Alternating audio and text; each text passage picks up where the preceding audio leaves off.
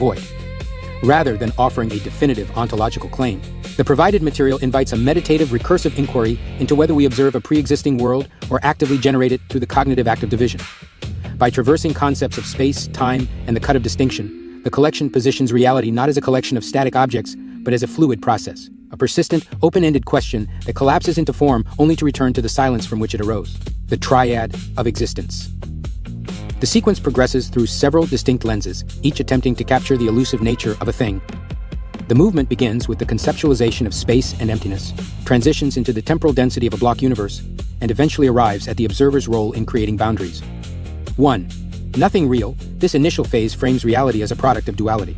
By echoing Taoist principles, it suggests that nothingness and somethingness are inseparable, defined solely by their relationship to one another. 2. Everything real. This segment shifts the focus to time and causality. It adopts an eternalist view, suggesting that past, present, and future are already etched into a dense, solid fabric of events where no moment is ever truly lost. 3. Something real. The third movement introduces the crucial mechanism of the cut. It suggests that the boundaries we perceive are not inherent to the universe but are incisions made by the observer, effectively arguing that we make the seeing and then lose track of the hand that drew the line. Quantum metaphors and relational being. A recurring motif across these reflections is the application of quantum terminology, specifically interference, decoherence, and superposition, to describe the human experience.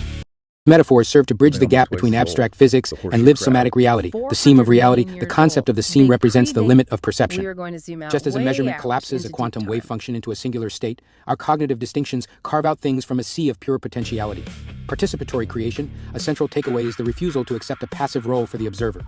The suggestion that the asking is what makes a thing real highlights the participatory nature of existence. Reality is not a spectator sport. It is an active, continuous engagement where the observer is, in fact, part of the process they seek to define. The field of potentiality. As the inquiry deepens, the focus shifts away from the things themselves toward the field that supports them. This moves the discussion from simple dualism into a more profound, non-dual understanding of origin. The yielding room. The later poems propose that the source of all reality is a yielding room, an empty space that requires no filling. This aligns with the idea that the thing is merely a temporary ripple in a much larger silent tide.